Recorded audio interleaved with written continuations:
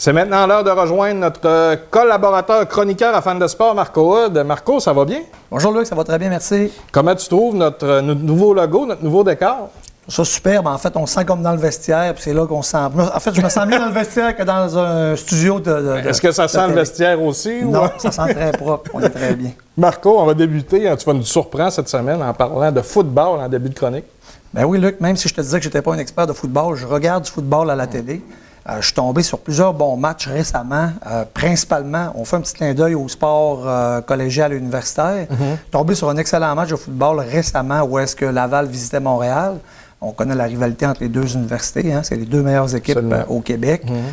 Et puis, match remporté par les Carabins, match très serré qui s'est joué sur le dernier jeu du match.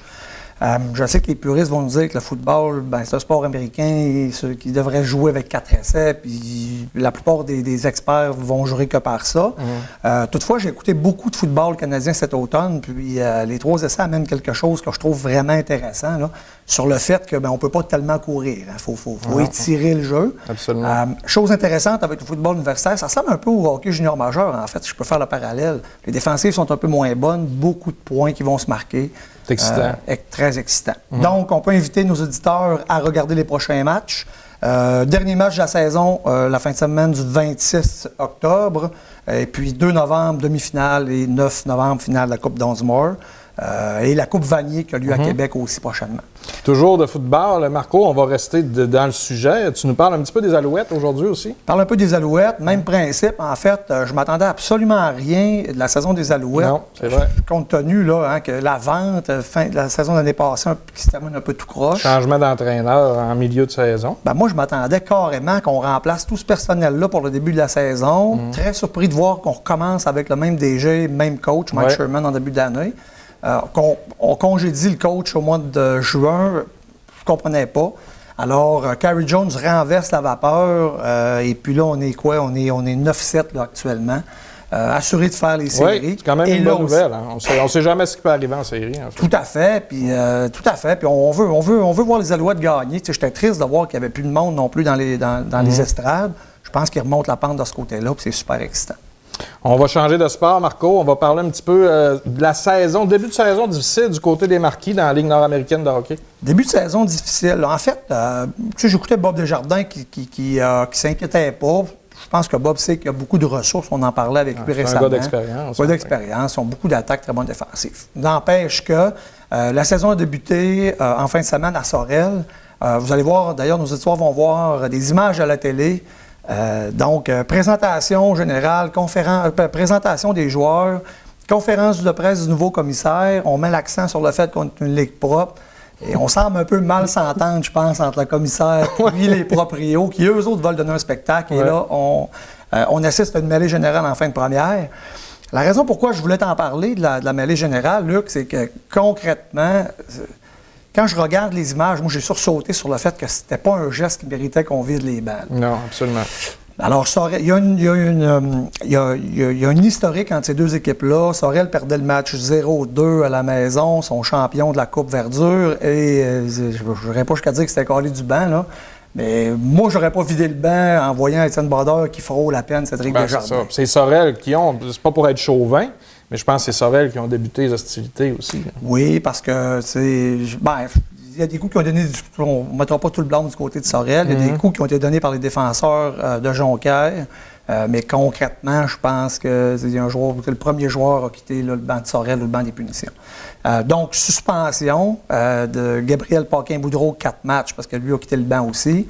Ce qui a fait en sorte que le banc le lendemain à Jonquière est un peu plus court là, pour Bob, là, évidemment. Qui a amené la deuxième défaite, parce que Bob disait qu'il lui manquait 4 attaquants. Il y avait des absents, il y avait des blessés aussi, plus Paquin-Boudreau qui n'était pas là. Donc, je ne suis pas inquiète, c'est quand même une nouvelle organisation, un nouveau staff d'entraîneurs, mis à part Martin Gagné qui est toujours là. Je pense que je ne suis pas inquiète des Marquis qui vont s'ajuster, parce qu'ils ont une excellente équipe. Absolument. Là, c'était peut-être la situation qui a attiré mon attention, en fait, mais non, il n'y a pas d'inquiétude à y avoir. On va toujours parler de hockey avec nos Saguenayens qui ont quand même eu une bonne semaine aussi contre le Drakkar de Bécomo. Absolument. 2 victoires en fin de semaine. J'ai assisté au match à Chicoutimi vendredi soir. Donc, concrètement, on sait qu'il manque encore un peu de cohésion. On sent, là, tu sais, je te parlais récemment que la première ligne, bon, on place des gars ensemble, des gars de talent, on se dit que ça va fonctionner. Parfois, c'est un peu plus long. Ouais. Donc, tu sais, si je vois un peu de critiques tu sais, sur les réseaux sociaux, critiques que je comprends pas vraiment. Il faut laisser le temps à tout ça de Est-ce que tu trouves que l'équipe travaille? C'est ce que je vois comme critique. On dit que l'équipe travaille moins fort que les années antérieures.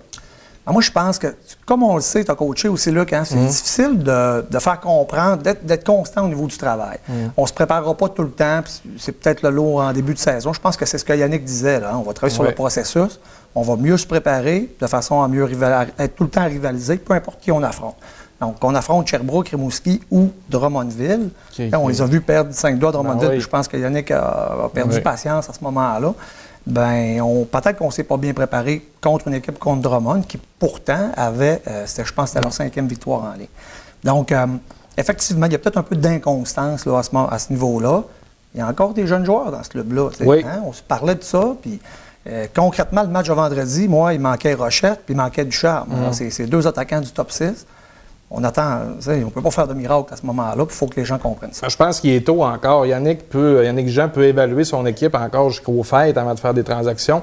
D'après moi, il va apporter peut-être un petit peu plus d'expérience aux fêtes. Là. Son équipe aller chercher un bon 19 ans peut-être là, pour combler ses lacunes, en fait. Là. Assurément, il n'y a aucun doute dans mon esprit là, que la direction ne pourra pas poursuivre vers les séries en ayant des doutes. Fait qu'on va tout faire pour ne pas avoir de doutes puis aller aller jusqu'au bout, en fait. On n'a pas le choix. On l'a dit, ça c'est réglé, c'est sûr qu'on va aller jusqu'au bout. Marco, en terminant, tu vas inviter les gens aussi à t'écrire ou à t'envoyer les résultats ou des événements sportifs? Bien, absolument, Luc. On s'est donné un peu comme mandat de parler de sport local. C'est très important pour nous autres. Puis je suis disposé à me déplacer là, ou encore parler des résultats. Donc, vous allez avoir mon adresse courriel en bas de la chronique là, de l'image à la télé. Alors, envoyez-nous ça, puis on va se déplacer, ou à tout le moins, là, je pourrais communiquer avec les gens pour avoir les résultats, de telle sorte qu'on pourra parler de sport local un peu plus, plutôt que de parler de sport professionnel. Merci, Marco. De notre côté, on se voit dans 3 ou 4 semaines. Le travail oblige. Le travail oblige. Je dois m'absenter là, pour une semaine, en fait. Fait que je vais manquer un tournage. Alors, je souhaite un bon tournage. Merci, Marco. Bonne semaine, et puis merci de ton implication. Merci beaucoup.